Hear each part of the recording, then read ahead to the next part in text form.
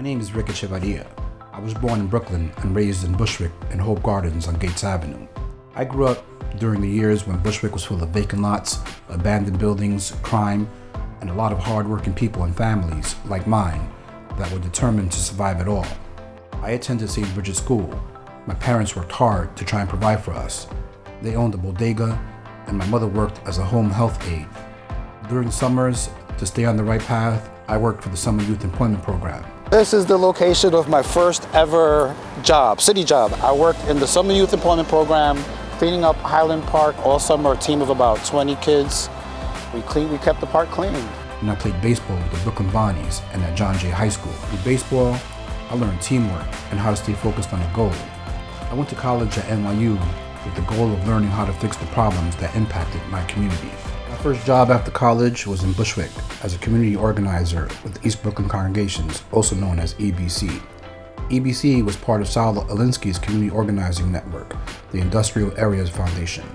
Alinsky started community organizing in the worst ghettos in Chicago. That was something I could relate to. After learning how to organize, I started my own organization, Bushwick Housing Independence Project, to organize tenants and fight displacement in Bushwick. One of the questions that we're often asked is, how is it that a bank would lend $600,000 or $800,000 on a property that's only worth $300,000 or $400,000? And we explain to them, the first lender is selling the debt and being completely reimbursed, so there's no risk for them. The organization was supported by my local church, St. Barbara's. In less than 5 years, our staff stopped almost 2,000 evictions and organized dozens of tenants associations. I was proud of that work.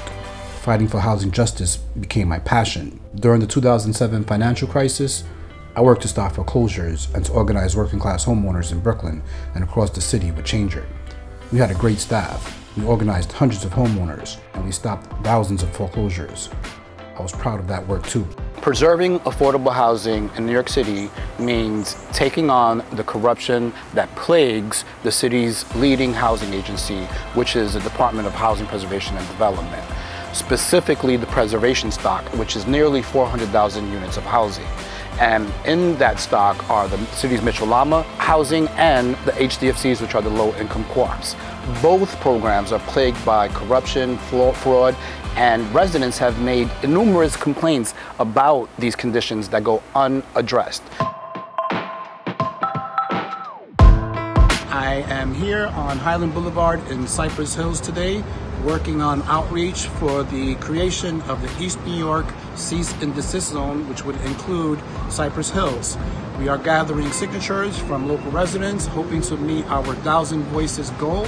We must get this East New York Cease and Desist Zone solidified and established here to protect homeowners who are constantly harassed by real estate brokers and unsolicited efforts to purchase their homes. We got 700 letters in support of the cease and desist zone that would cover this area. Do you know that they all said that the speculators were just here? They were just here knocking on my door trying to buy the property. Guess what? We won.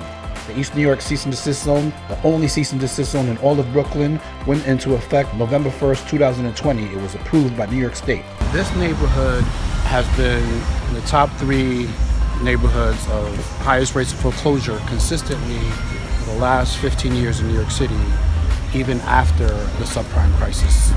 I'm really concerned about the future of Cypress Hills. It's one of the most important Latino communities in the entire city of New York, where you have extensive and significant Latino home ownership. I'm running for City Council to change the situation. If elected, I won't back down until the job is done. It used to be the double L train.